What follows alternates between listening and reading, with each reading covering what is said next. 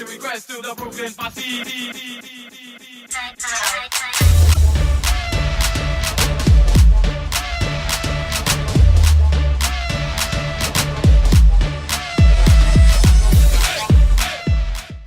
Hello and welcome to the Fitz and Healthy podcast. I am your host, Dr. Lauren Fitz, and I am accompanied by my beautiful co-host, Cinthanie from Cinthanie.com. What's up, girl? Hey, girl, hi. So today we're going to talk about a really important topic because it's the first of the month in October, and we're going to be talking about breast cancer, the good, the bad, the ugly, Western side of medicine, Eastern side of medicine, and anything in between. So, before we get started, I wanted to let everyone know, because I know that at the end of the podcast, we always talk about the fact that I know I am a doctor, but I'm not your medical doctor. But specifically today's topic, I need to stress the fact that, yes, I am a medical doctor. I'm not an oncologist. I'm not a naturopathic doctor. Like, I'm an anesthesiologist, and this is my opinion. And so any advice or anything that I talk about is just for entertainment purposes and educational purposes only. So you have to take what you've learned and extend your knowledge and help basically make the decision with your own doctors. And so that I won't be saying that little tidbit at the beginning of every podcast, but today's episode is super important for the listener to know that. But before we start talking about this really serious topic, I do want to acknowledge our review of the week, because the people that have gone and taken the time to not only subscribe to our podcast on iTunes podcast app, but they've actually left a review. You guys are the ones that are helping us get the word out, because the more reviews that are left, the more people can search for us and find all of our goodness in the Fitz and Healthy podcast episodes. So who is our review of the week this week, Cinthanie? So today we have a review from Lisa, and it says, I have a new addiction. Dr. Fitz is changing my life one podcast at a time, and I've been stuck in the fast food Little Debbie addiction cycle for most of my life. I'm 41 and life is leaving me behind. I'm taking control and getting my energy, health, and life back, all thanks to Dr. Fitz. She is the real deal, y'all. Aw, Dr. Fitz and Cinthanie. I am also not your doctor. Right? But I love that. That's such a great review. I just love how she said she's been stuck in the Little Debbie addiction cycle, that she's broken that. I think that's awesome. Yeah. Well, and we're going to actually talk about that today. And Lisa, shout out to you. Thank you so much for leaving that review. It gives me chills. I get chills anytime you read all a the review. time. Yeah, I know. It's quite ridiculous. But I never get tired of hearing feedback from people. So shout out to all the people that take the time to either leave a review, message us on Facebook or Instagram or whatnot. And if you haven't gone to our Fitz and Healthy podcast Instagram, it's brand new, but we're building it. We're almost at 1,000 followers, which sounds so tiny. Humble beginnings. Exactly. But we do want to tell the listeners that though we didn't make 100,000 downloads by your wedding, we did hit 100,000 downloads before October 1st. So that's pretty huge. 100,000 downloads in the first 4 months of being, out there. That's a big deal. Yeah. I just want to say thank you to everyone, because every single episode that you download helps those numbers, and which in turn helps get it out there. So, yeah. So we had a meeting, a Fitz and Healthy podcast meeting this week, and we kind of talked about all of the stuff that we're going to talk about in the rest of the year. And obviously, we are making not a new format, but we're getting a little bit more structure. And I wanted the audience to exactly know kind of what our mode of action is. And so this was actually your idea, Cinthanie. So I have to give you credit for this. To have the first Monday of every month be a certain topic, second Monday of the month be, meaning that the first Monday will always be a medical Monday. The second month will be a lifestyle episode. The third will be fitness, and then the fourth will be nutrition, because these are kind of the major topics that we cover. And the Fitz and Healthy podcast is all about helping people live a more Fitz and Healthy life, right? And so Medical Monday, this is going to be our first Medical Monday. What? Even though it's not the first Monday of the month, because the months that have 5 Mondays will have special exceptions to the rule. We're still gonna have surprises for you guys. Exactly. We're gonna be more put together, but we're still gonna have surprises. Exactly. So, I thought it was definitely fitting for the medical topic of the month in October to be breast cancer because, as you know, it's Breast Cancer Awareness Month, right? Now, I want you to know, and people that are watching via the YouTube channel, notice I've got camo on. I don't have pink on, and that's actually for a good reason. So do tell. So the way I want to structure today's episode is to talk about people's stories. I want to talk about Western medicine's approach and non-Western medicine, non-traditional approaches. Okay. So the first thing is I interviewed a few of the people that are closest to me that have had breast cancer, have had that diagnosis, and have had to fight it in one form or fashion. My aunt Cheryl Reif. I always pronounce her last name wrong. But she is a physician's assistant in Dallas, and she was diagnosed with stage 0 breast cancer back at the end of May, and she had a lumpectomy. And getting to hear her story was actually pretty interesting. And then I thought about the other 2 people that I have known personally that have suffered from breast cancer, and both are in the medical field as well. Both one was a classmate of mine. Yeah, not to say that there's a connection by any means, right. But I will make a point of one of the things that all 3 of them have in common, and I'll make that later in the show. But if any of the followers who have been following me for any amount of time remember back a couple of years ago, one of my childhood friends faced breast cancer, and she had double mastectomy, and it was pretty cool because we had a campaign to basically support her through that time. Shout out to Allison, but she's also an MD. She is a private practice MD, family physician, but she actually gave up medicine and she's a stay-at-home mom now. My other friend is an ear, nose, and throat doc who I went to medical school with, and she went through a mastectomy and chemo and radiation, lost her hair, everything. And she's a survivor now. All 3 of them are survivors. But it's interesting because all 3 are medical professionals, and they all have become woke, if you will, about the truths about cancer. First things first, let's just talk, because obviously for the listeners that are new to our show, your purpose here, one of your many purposes here, Cinthanie, is to represent the layperson, the non-medical person, because yes, I'm a medical doctor. I think different. I speak different. And sometimes I don't think about things in the way the non-medical person does. So you represent the non-medical layperson, right? When you think about breast cancer, what comes to mind?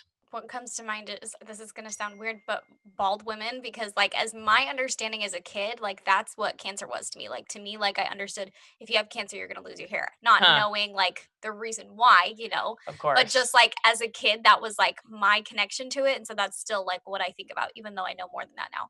Right. But is it a metabolic disease? Not necessarily. I'm confused as to what exactly it is. What is it exactly? Okay. So cancer in general. So whether it be breast cancer or colon cancer or pancreatic cancer or whatever word before cancer, cancer is all the same. It's a cell that has gone awry. So in our body, we have the pancreas cells, we have the breast cells, we have the colon cells, and those cells have a certain way in which they are supposed to behave. And so when a cell is exposed to something that causes this mutation to happen on the DNA level, so this is literally microscopic level mutations on the DNA level, it makes that cell behave abnormally, and it starts to reproduce and grow. And so essentially that that cell that has gone awry is cancer. Okay. So wherever that cell starts, wherever the initial site of that cell gone awry is where the original breast cancer site is found. So obviously there are certain cancers that are more common than others. Breast cancer is one of the most common in women. It can happen in males, but it's way more common in females. I think like 98 to 99% of breast cancer are in females. Yeah. That being said, when you have a metastatic cancer, that just means that that original site of cancer, whether it started from breast or colon or wherever, has moved out of that side of the body and has gone to other organs in the body, affecting it. For example, when I was in medical school, I was on my cardiothoracic surgery rotation. It was one of my least favorites because they just like literally I worked 100+ hours a week. Yeah. And saw some really bad stuff. And we were in clinic and we were seeing patients, and we were seeing this woman who'd been referred to us for a lung nodule. And this lung nodule was concerning because her original site of cancer was melanoma. And melanoma is known out of the many different kinds of skin cancer. Melanoma is the one that people should be scared of because the other kinds of cancer are very slow growing and like very rarely cause death. Melanoma is the one kind of skin cancer that causes death because it metastasizes so fast. But if you ask that person, they're not there for lung cancer, even though cancer cells are in the lung. It starts off on the skin as melanoma. So breast cancer has certain characteristics that certain sites that in the body that it will spread to once it gets into the lymph nodes. And so let's just start with we'll start with my Aunt Cheryl's story. This is kind of a typical path how people find out breast cancer and go throughout life, or not throughout life, but through the process, right? Yeah. So we've heard, and I'm just going to put this out there, don't believe everything you hear, because there's more times than not, there's ulterior motives behind what we hear and what we learn from trusted organizations like medical organizations. So we have sucks, but yes, stay absolutely, woke. absolutely. And that's the whole point of this episode, because there's no way that we can in an hour to an hour and a half fit in everything. But I want people to just start thinking outside of the box, because what we'll talk about when we talk about Western medicine is that really obviously I'm a doctor, and I think there's plenty of people like me that truly altruistically went into medicine because we want to help people. And then you get so far into it that literally your hands are handcuffed and you're a prisoner to the system that's this big beast that you literally, so we'll talk about that, because I'm definitely passionate about that. Because any of my doctor friends, whether I know you or you're a physician, I mean, we're part, I feel like we're all on the same team. So I don't want to offend any of my doctor friends, especially my oncologist and my interventional radiologist and whatnot. I've got lots of cancer surgeons that I've worked with. I used to do anesthesia for breast surgery all the time for my breast patients that had breast cancer, were getting mastectomies or reconstructive surgery. So I've got a huge place in my heart for them, but we don't know what we don't know. And in Western medicine, we're taught how to fix things with medicine and surgery and interventions.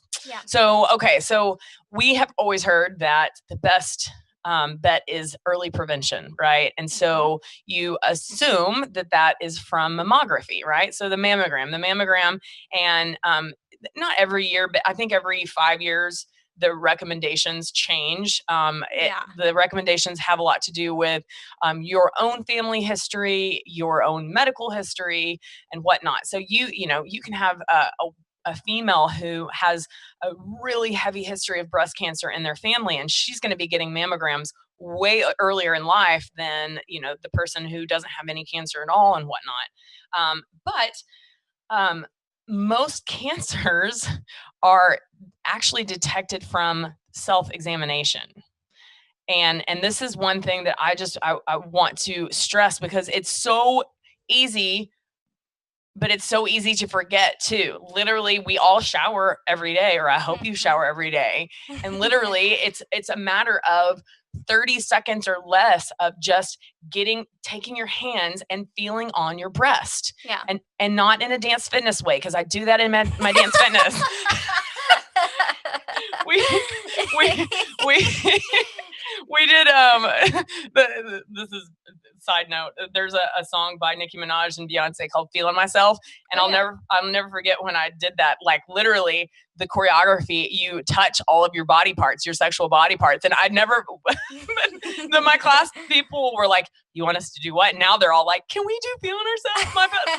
So anyway, feeling on yourself more than just placing your hands on your breast, like literally examining. Exactly. The best way is to get into the shower, start in your axilla, which is your armpit, and literally just do it like you're mowing the lawn or vacuuming your carpet. You're going back and forth over, and you're getting the whole surface area until you get to the breastbone. And then you do the same thing on the other side, and that gets your tactile senses used to knowing what they feel. So that like what to expect. Exactly. Yeah. So if your hands, familiar. Exactly. But if your hands know what to expect, then when something comes up, you feel something different, and then that is the way a lot of breast cancers are detected. Yeah. And not to say that some mammographies are some mammograms aren't the early detection that they claim to be, but I think that there's this, in my own opinion, personal opinion, but I think that there's a false sense of security that getting mammograms, following the recommendation is the best prevention. One thing that I want to point out is that mammography is exposure to radiation. Yes. Yeah. And for me, it doesn't make a lot of sense if you're trying to avoid cancer in the breast and you're shooting radiation at your breast, like pinpoint radiation at your breast tissue on a regular basis, right? Yeah. And it's a warning. It's mammography can cause breast cancer. It's like, wait, what? You're trying to detect breast cancer with something that can cause breast cancer. Exactly. That's like putting holes in a ship to see if there's any holes in a ship. Right. And for anyone that has not had a mammogram, it's not a fun process. Literally, what they do is they take your boob and they smash it like a pancake. It sounds so painful. And there's part of me that's like, if there are cancer cells in there, almost feels like mechanically it's squishing it and making it more spreadable, and that's my own anecdotal thought, but I just feel like there's nothing good about crushing your boobs. Yes. Nothing good about that. Yes. And we'll be talking about some other options for mammography that everyone should consider. And again, I am not your doctor, so I'm not telling you shouldn't do a mammogram, but you should look into all of your options. That is what the point of this episode is all about. Yeah. So my Aunt Cheryl, she had her normal screening mammogram, and she got a letter. She didn't even get a phone call, which I think is the first problem. Like, it's just, if you're going to tell a patient that they potentially might have cancer, human touch, human interaction, like a phone call is better than a letter saying, hey, you need to schedule a diagnostic mammogram.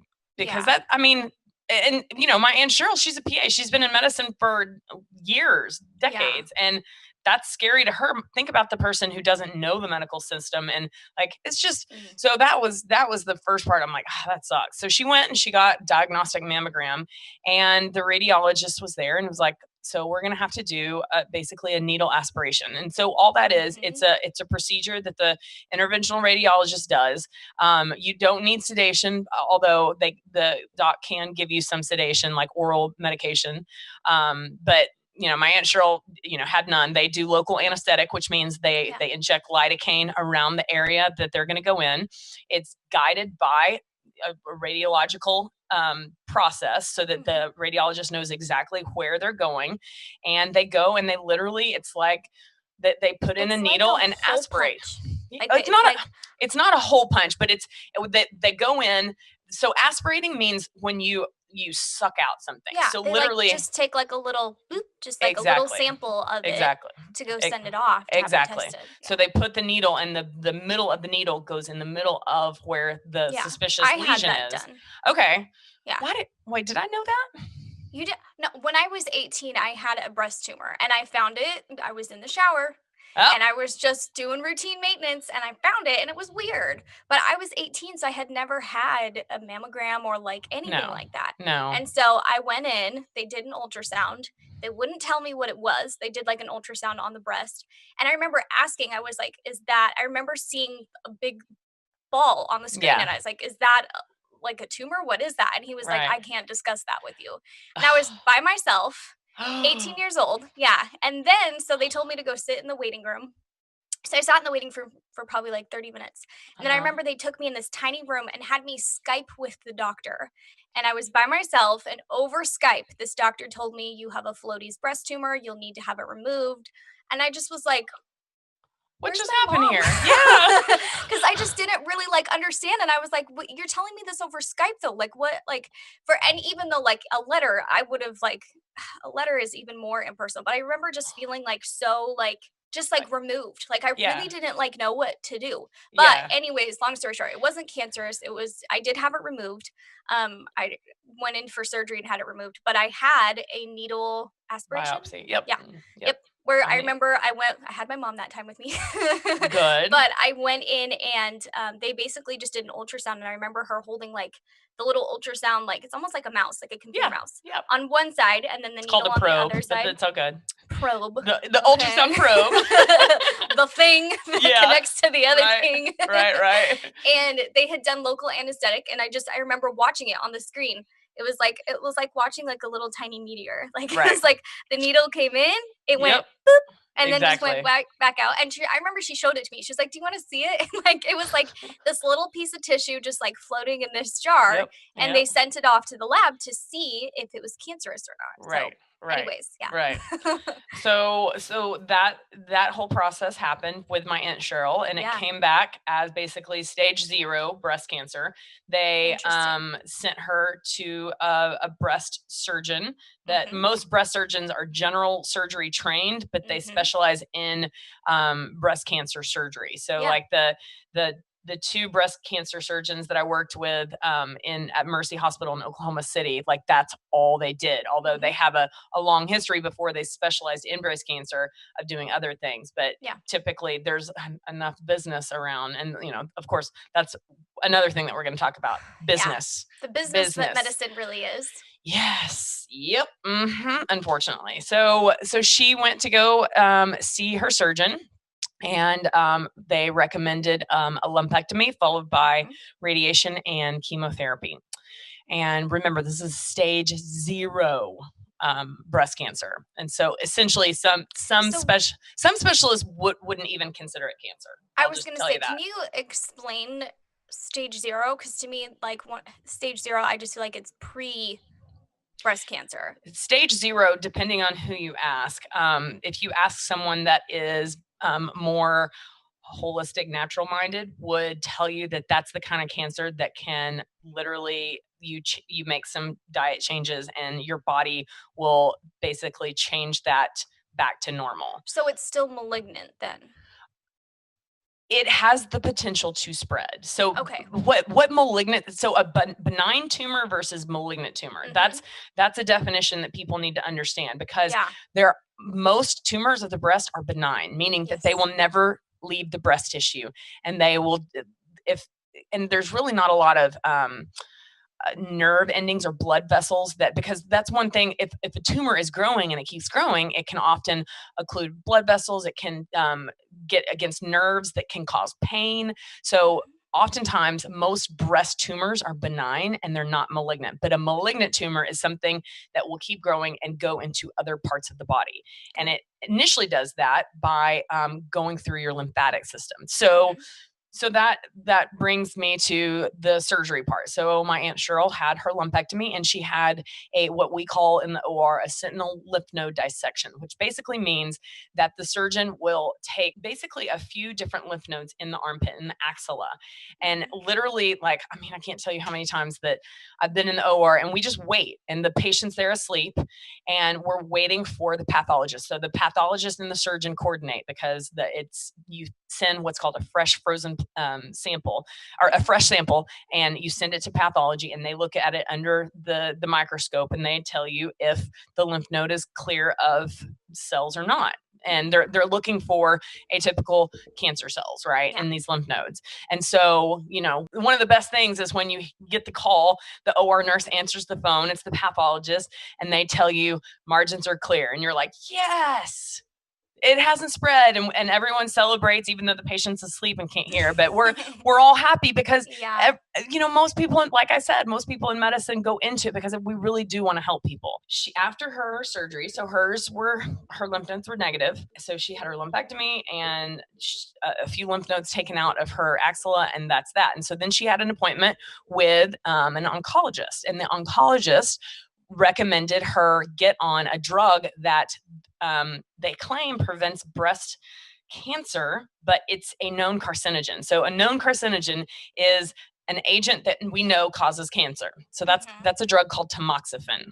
And we know that tamoxifen causes cancer. Yet tamoxifen is one of the most common drugs that breast cancer patients are put on. And they wanted to put her on it for 5 years. Very common, very common. And then she was like, what? And she goes, well, we could get away with 3. I'm not gonna get it on my soapbox, but this is where I'll finish telling you about my Aunt Cheryl's journey, and then we're gonna talk about Western medicine versus Eastern medicine. So my Aunt Cheryl, she, like many people that practice Western medicine, never really had a need to learn about the other side of medicine and the natural approaches and all of these other therapies that you will never hear a standard internal medicine, primary care, oncologist, surgeon, any of them talk about, right? And you won't hear them talk about it because they can lose their license. And this is another problem that we have. So like you said, your hands are tied in a lot of cases. Exactly. So she was given these options, and she said, no, thank you. And she started to do research on her own.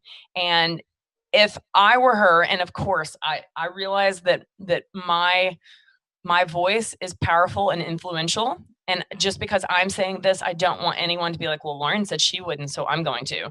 But if I were in her shoes, I actually probably wouldn't have even done the lumpectomy, but I would completely take a natural approach, 100%.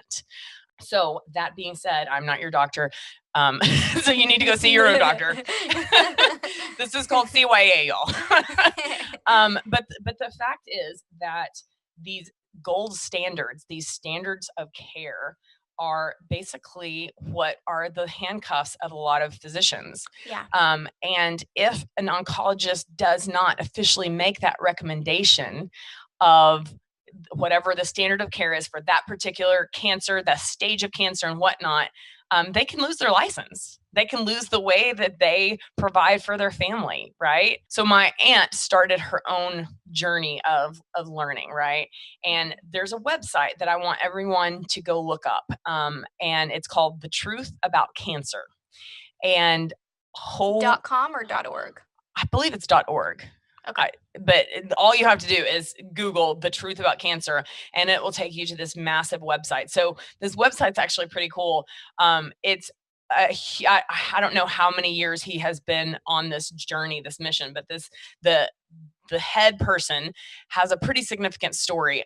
He lost both of his parents to cancer and 5 other family members to cancer. Wow. And he's married with 4 small children, and he was so drawn to figuring out how to not have this happen to his own family, and so that his kids weren't affected the way he was. And so he started on this journey of just learning about all of these things. And there's this nine video docu-series, and each video is, I mean, you definitely, it's not something that you go watch on, I mean, they're on YouTube, but you can get them from his website. But like the first video is like 2 hours long. Yeah. Like they're essentially movies, if you will. And he is interviewing people from all over the world, and MDs and PhDs and doctors of chiropractor and homeopathic doctors, naturopathic doctors, like all of these people from all over the world. And your eyes are just open to so much. Yeah. Like literally. And then watching that docuseries, that made me realize. So one of the things that you learn in this docuseries is 90%, and this was actually published in oncology literature, 90% of oncologists would not treat themselves or their family with the drugs that they are prescribing for their patients. Did you hear that? 90%. I don't have anything to say. Right? I really don't. Right? Doesn't that just piss you off? Yeah. Yeah. And it kills me because right now, like I've seen a lot of suffering just from cancer in the recent past, and just even this week. One of my closest friends, she's like a little sister to me. Her mom is in her last few days. Yeah. And her mom's in hospice, and her mom had an initial fight with cancer. It went into remission. It came back. And I believe it came back again. I think this is the third time. And she's not going to survive. Watching this docuseries just makes me mad, because I feel like if she and her family had this information back when she initially got the diagnosis, that she wouldn't be in the position that she's in right now. And that's pretty powerful. Yeah. So chemotherapy, one of the very first videos in this docuseries talks about how chemotherapy works. And it's a great analogy. So if you have a place that is infected with fire ants, would you send napalm in? Absolutely not, right? Napalm is going to kill the fire ants. Yeah, it'll take care of that, but it's going to kill all of the other things that are in that area that you hit with napalm, right? That's what chemotherapy is. Yeah. And chemotherapy, yeah, it will shrink your tumor and it will kill the cancer cells, but it will kill your immune system. And your immune system is the thing that's needed to fight these cancer cells. But so many people are unaware of their own power that they have to be able to do that without drugs, without intervention, without surgery. And this is where I just want people to start becoming aware.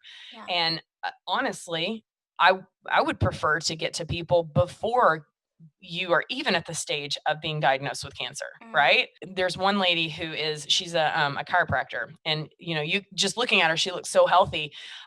She is a breast cancer survivor, and she said, she was like, I've been practicing natural ways of treating my body, and yet I still came down with breast cancer, but she fought it in natural ways. And her biggest, what she believes caused her to be susceptible to breast cancer is stress.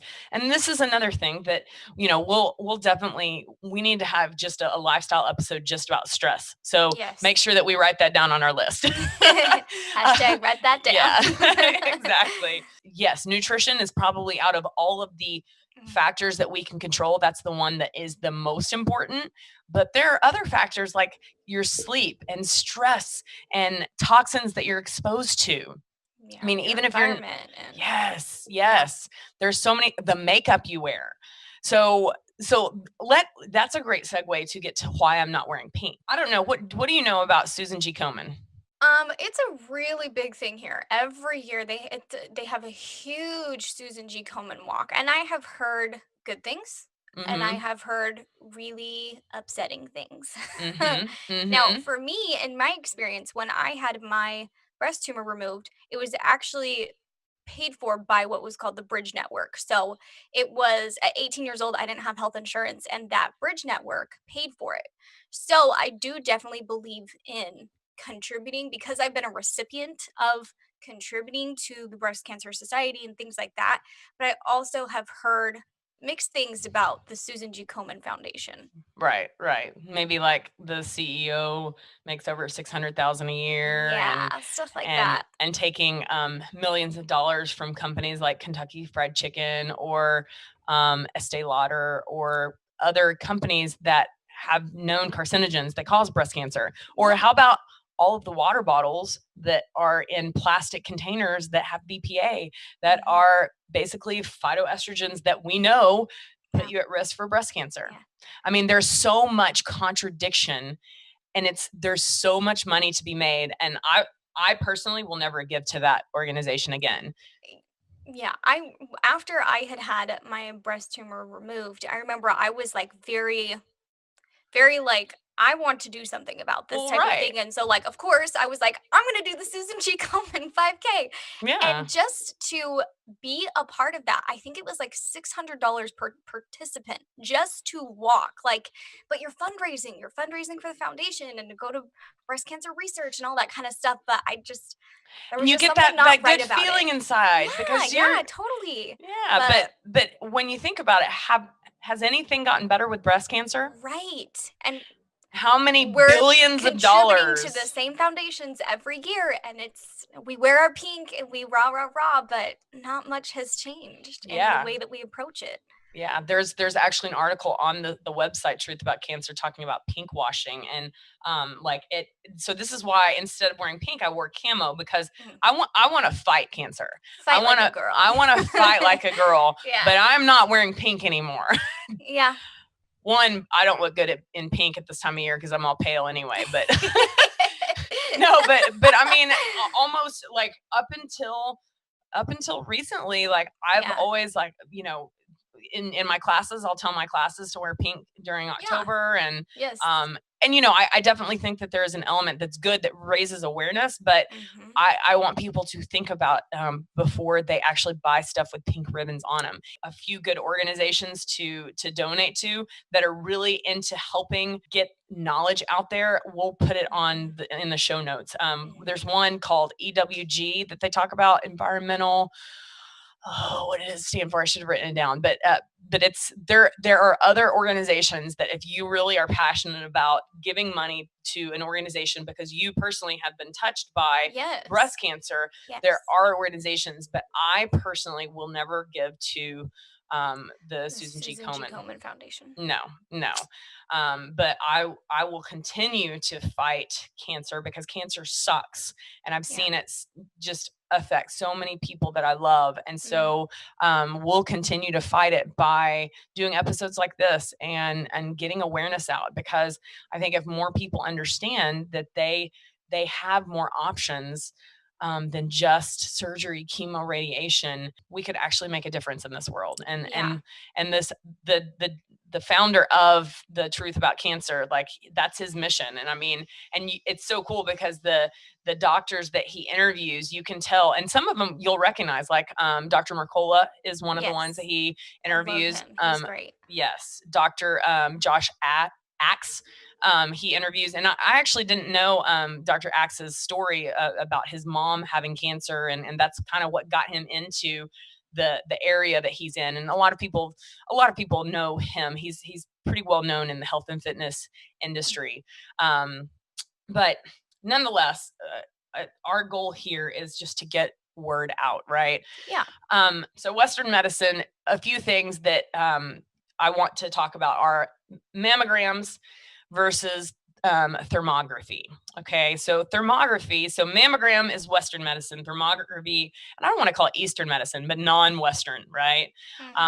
Thermography, there's no radiation that the patient is exposed to, and the way I listened to the guy, his dad actually came up with, like, invented this device, if you will, and it was actually originally from developing this device to find people in a battlefield because, when you're at night vision, you turn on, you can see heat, right?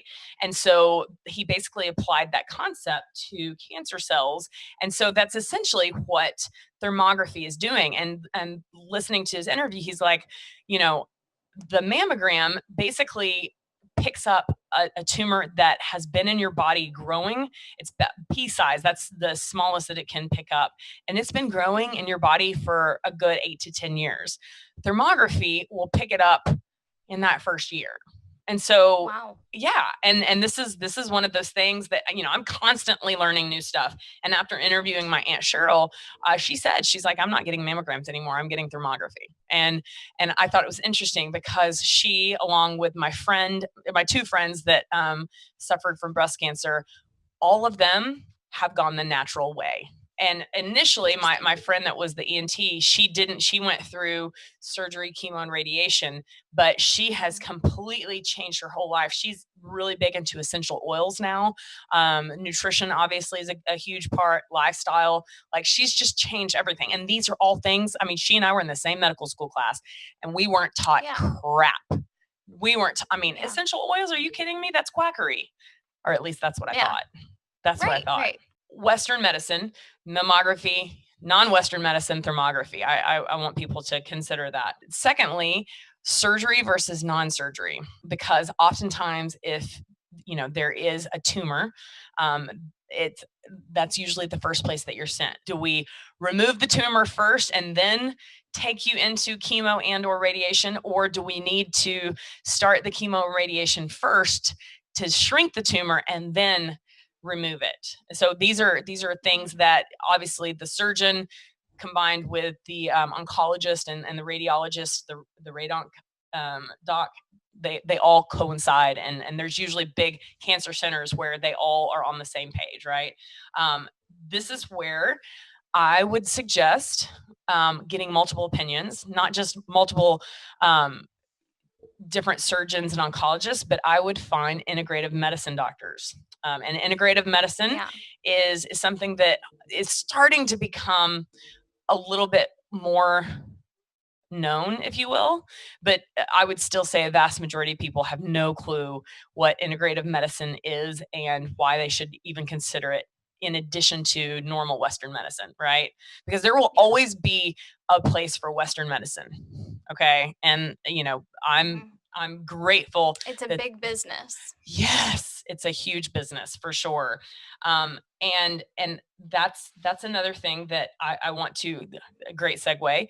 I want to make sure that people understand is that oncologists make money. They're the only ones, you can't officially call it a kickback, but they essentially get a kickback, but it's called a reimbursement from drug companies that they prescribe chemotherapy agents to. Let's just really analyze that.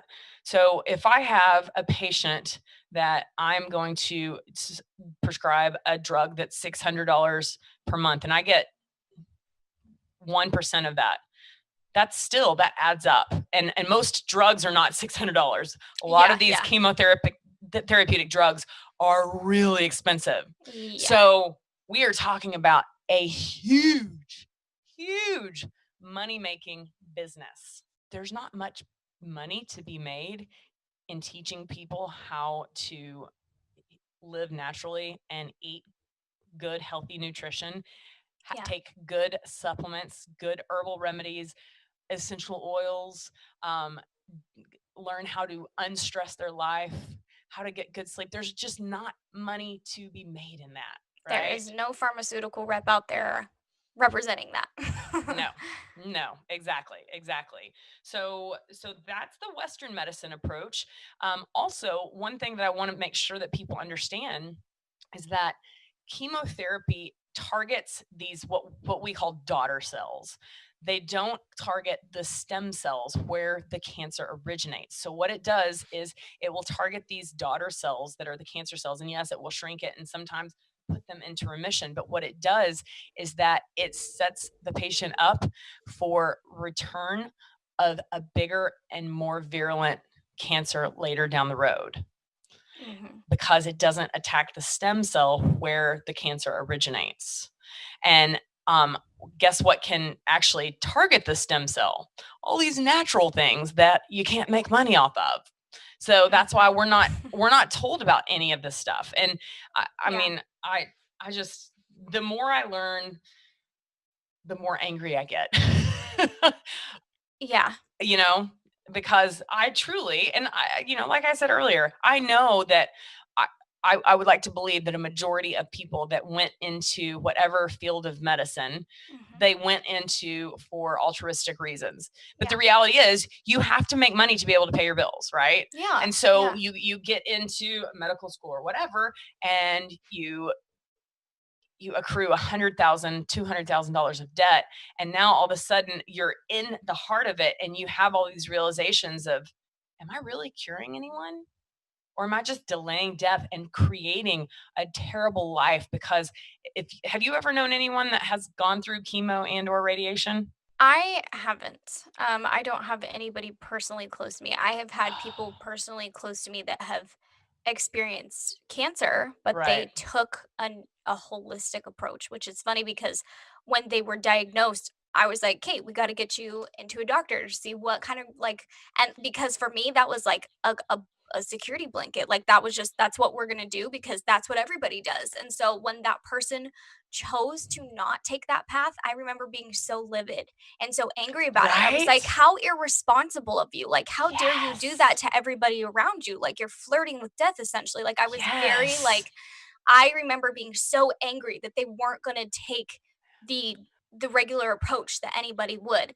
Yes. Now I have been humbled, Hmm. and that person is the healthiest that they have ever been and in such a better place. But I Chills. remember because that was such a hard experience for me to go through because to me that's what was safe because that's the average approach to it, you know? Yeah, absolutely. Well, and that's what my Aunt Cheryl said. She was like, she gave me 3 different examples of people that she knew that were diagnosed and went through the standard of care and they all died. And she said, I'm not going to do that because I see what happens with them. So I'm Yeah. going to try something different. And Yeah. she's had her friends contact her and be like, so I heard that you're doing something natural and like they're curious, right? Yeah. What one thing that I want to point out is that she can make that decision, right? Because she's an adult. Right. Now, if you have a kid Mm. who is diagnosed with cancer, get this. And like I look back because that same virulent anger that I heard in your voice about a minute ago, that I remember I've come across patients that their parents don't want to give their kid chemo, radiation, or whatever. And I had that same anger, like, how dare Yeah. you? Like, why would you do that? How And, irresponsible. Like, yeah. and now I totally, like, I was Props wrong. to them for and if they stood their ground. But Because here's the this deal. They yeah. can't stand their ground. Do you know that the state can take, like CPS can take them from their parents? Yes. Yeah. I know. Like you are your own child. If your child is diagnosed with a cancer and you want to treat it in a natural way, you can lose custody of your kid to the state and they can, no, not even kidding. Like, and I've seen it. I've actually seen it being in medicine. There was one chick who was interviewed who, and she didn't say what kind of cancer she had, but literally she said that she remembers the day that they literally sent 12 cops to her house to take her from her parents. And she was a teenager, but she wasn't 18. And her parents wanted to, and she didn't want chemotherapy either, but because she's not 18, the magical age, she can't consent to it. exactly. Yeah. She said that they put her in restraints. And at one point, they literally had to sedate her. She was like, they put a needle to my neck. And the next thing I know, I woke up because she had to have a portacath, which is basically for chemotherapy, it's basically a huge IV that goes straight to the major vessels in your heart, right? Yeah. And she was against her will, but because she was a minor and now she was in the custody of the state. Does that just not make you angry? Yeah. Yeah. Yeah. So there is this And one. then, especially for a kid that's already trying to understand what it is that's going on in their body and then be removed from the one source of comfort that you have, which is your Yeah. family. She said she couldn't even call her mom. That's so sick. That's completely. And and it's all from people that believe that they're doing what's best for the kid. I get that. Cause I mean, I remember, like, for instance, when we have Jehovah's Witnesses, it's against their religion to get blood transfused. And and if it's a kid, then ultimately, like, and I've said multiple times, if I'm because as an anesthesiologist, I'm the one that gives blood and blood products, right?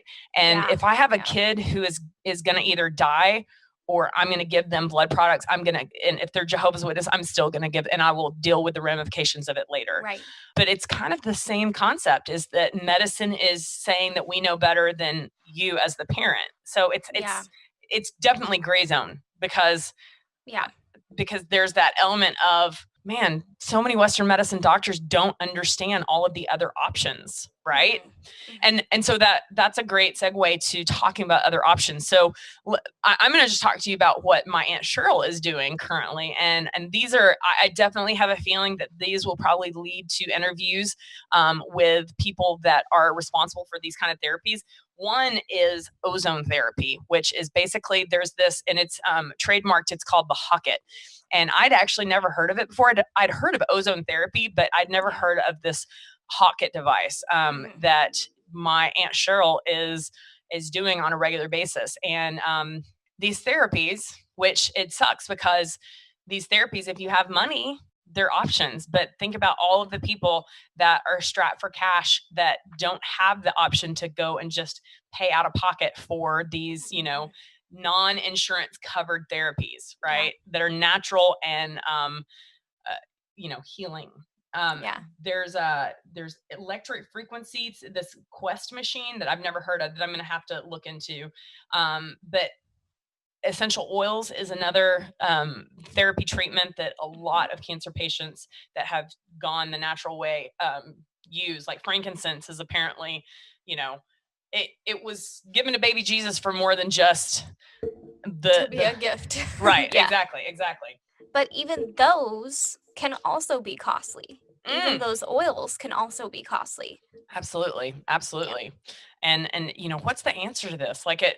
When I think about this topic, it gives me angst, because there's so many things that would have to change to fix the system. And I don't want to believe that it's unfixable, but it's going to be literally a grassroots movement of people like you and me and this dude that has this huge website that literally, I can't imagine how much time and money it took to do this docuseries where he interviews all of these amazing people that are super smart, that go against the grain. And a lot of these people will talk about how they are threatened by organizations like the American Medical Association. One physician, he sounds like he's from somewhere in Eastern Europe, maybe like a Russian accent, but he lives in Texas, and he talks about the Texas Medical Board coming and trying to attack him for trying, other adjuvant therapies that, are not the standard of care, and trying to take his license away. And it's just not fair. Yeah. It's just how can you stop somebody from trying to be progressive? How it's called how money. is that okay? Well, yeah, but it just. Yep.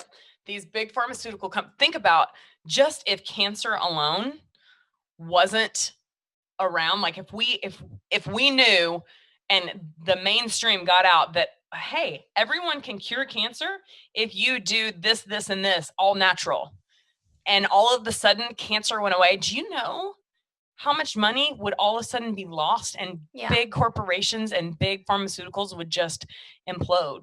Yeah. Like, these companies need for cancer to never be cured.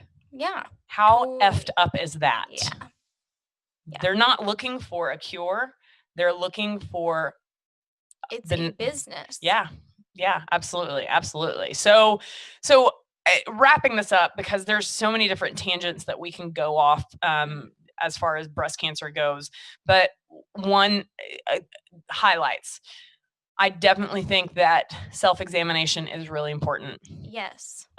Know that your different times of the month, you have different fibrocystic changes. Yeah. And some women are more prone to that than others. If you have a mom that has a bunch of lumpy breast, oftentimes those are basically called fibrocyst.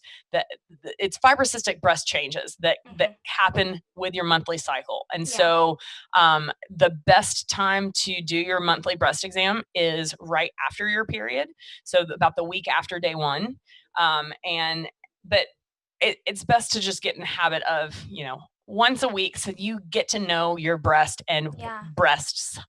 That's a plural, breast, and know what the normal feels like. Because if you do have a lump, then you definitely need to do something about it. You shouldn't ignore it.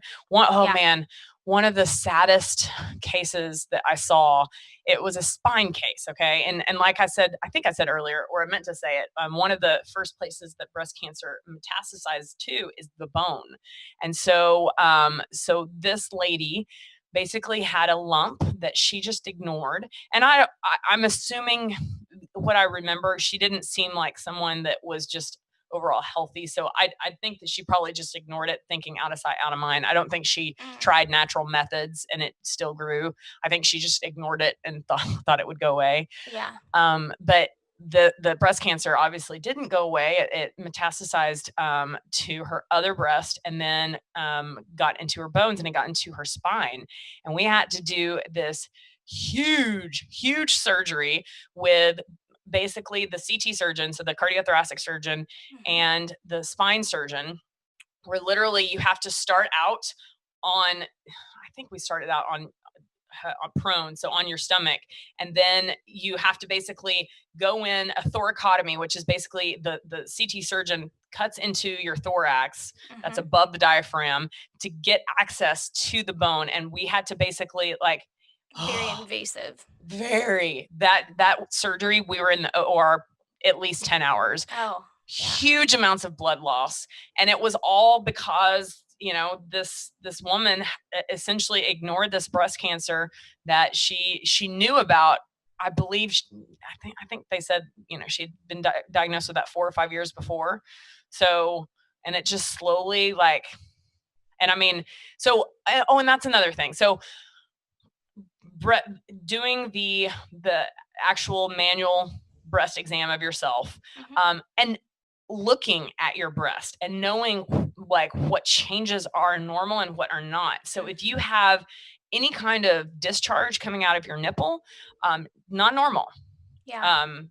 If you have dimpling of the skin, that's actually, it's called something d'orange. It's a French word, but it basically looks like the peel of an orange, right? And if your breast looks like it's doing that, that's a particular kind of breast cancer. So skin changes, nipple discharge, these are all things that you should be like, okay, this is not normal. I don't want to be like that patient that Lauren talked about, and I'm not going to ignore it. I'm going to go seek help, right? And then once you seek help, make sure that you're allowed to have a second and a third and even a fourth opinion. And then make sure that you go see an integrative doctor that works with cancer patients. Yeah. And we can find in the show notes some good resources for websites to be able to find those. But ultimately, you want a team that works together, idealistically. That's not, obviously, most people are going to have to travel to big cities to find that. Of course, I'm in California, and places like that are very common because this is a place that people are in tune with how well nature heals and how other adjuvant therapies help. So long story short, Breast Cancer Awareness Month is more about Cancer Awareness Month. And I want to help you, the listener, not be a cancer patient to begin with. And Yeah. don't wait until you have the nipple discharge or the lump that you feel on your hand. You start making changes now. Get cut out. You guys, the first thing to cut out is sugar. Sugar feeds cancer. Mm-hmm. It feeds cancer. And you're not going to hear that from oncologists. They're like, in fact, one chick that I watched interview, she was diagnosed with a really terrible brainstem tumor, and her neurosurgeon told her, just eat as much as you can. Your body needs a lot of calories. She was already on the skinny side. So he told her to go eat like pizza and ice cream. Like, are you kidding me? I mean, that's feeding the tumor. Yeah. So instead of feeding yourself with just anything, feed your body with whole natural foods. Mm-hmm. You guys, micronutrients are so important. This is why I love Shakeology. Like, I literally, after watching all this, I'm like, I'm going to go get a second dose of Shakeology. Not even kidding. Because there's so many.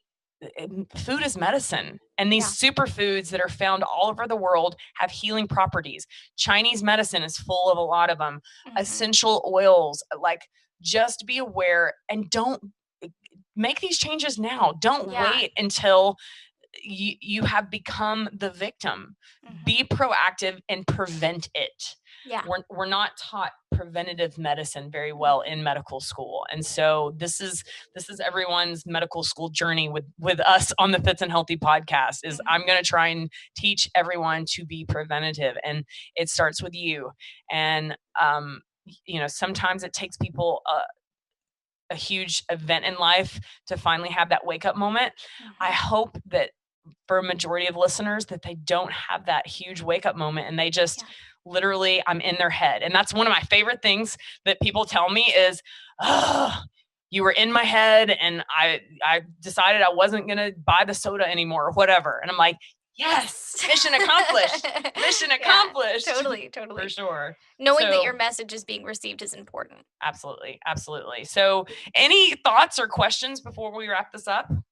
No, I think that this is going to be a really, really eye-opening episode for people. Yeah. And it's, as always, I just hope that they can stay open-minded. And please know that if you have experienced, and maybe you have a family member that did receive chemotherapy or conventional medicine and they're better now, or what, please know that we're not bashing you. We're not bashing the methods that you took. We are just here to share information. We're not here to sway opinion.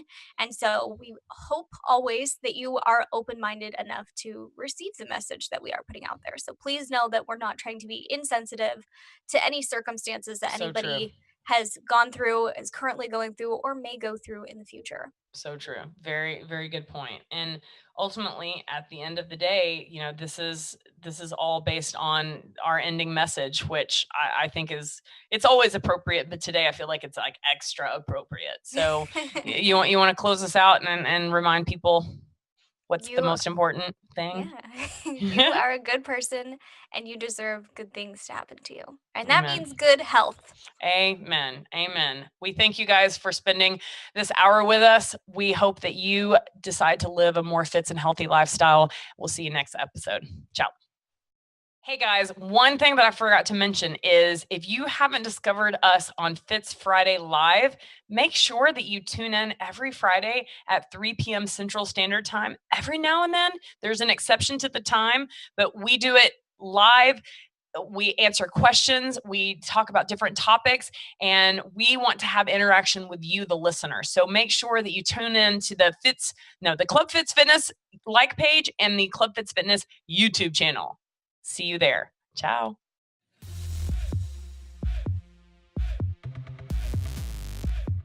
Make sure that you find us on social media. You can find Cinthanie on Instagram and Facebook at Cinthanie. So that's CINTHANIE, and on Snapchat at Cinthanie P. And find me on social media platforms like Instagram, Facebook, and Twitter, all at Club Fitz Fitness. Remember, that's FITZ Fitness. and on Snapchat, just at Club Fitz. I appreciate your time listening so much.